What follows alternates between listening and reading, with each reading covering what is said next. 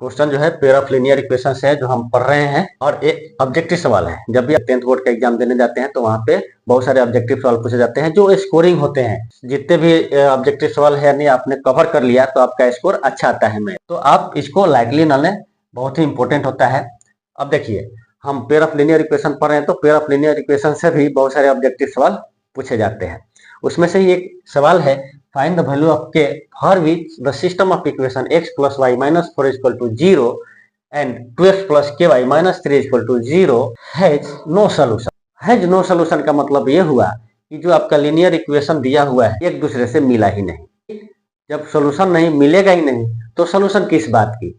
जब कोई भी दो पर्सन हो या दो चीज हो या दो केमिकल हो, दोनों एक दूसरे के साथ मिलते हैं तो ही कुछ ना कुछ रिजल्ट निकलता है। ये दोनों ही पार्टी एक दूसरे से मिले ही नहीं तो क्या होगा, रिजल्ट ही नहीं निकलेगा।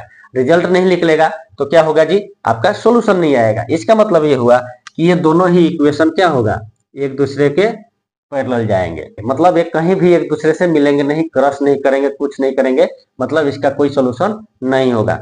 तो जब कोई भी सोल्यूशन ना हो तो उस समय एक कंडीशन आप लोग को मालूम होना चाहिए, क्या होता है, ratio of coefficient of x, x के कोफिशिएंट का ratio a1/a2 equal to ratio of coefficient of y b1/b2 equal to not equal to c1/c2 होना चाहिए। उस स्थिति में a1a2 क्या है जी, कोफिशिएंट ऑफ x है, b1b2 क्या है, कोफिशिएंट ऑफ y है, एंड c1c2 क्या है जी, आपका कांस्टेंट है। ठीक, तो इसका इस्तेमाल करके हम इस सवाल को सॉल्व करेंगे। क्या है जी, x plus y minus 4 equal to 0 and 2x plus y के वाई माइनस 3 इक्वल टू 0।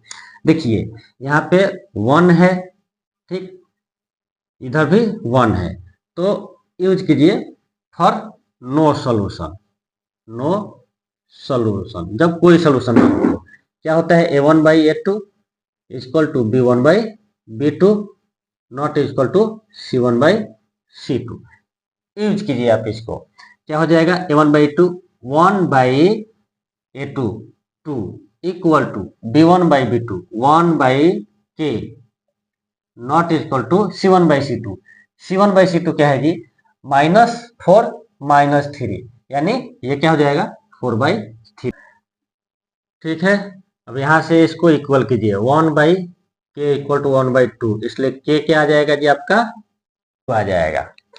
ठीक है, तो इस तरह हम इसका सॉल्यूशन निकालेंगे। ये 2020 का सवाल पूछा गया है तो बहुत ही इंपॉर्टेंट है। चलिए, वीडियो अच्छा लगा हो तो चैनल को सब्सक्राइब कीजिए और वीडियो को ज़्यादा से ज़्यादा लाइक एंड शेयर कीजिए। मिलेंगे ऐसे ही एक अच्छे सवाल के साथ, तब तक के लिए धन्यवाद।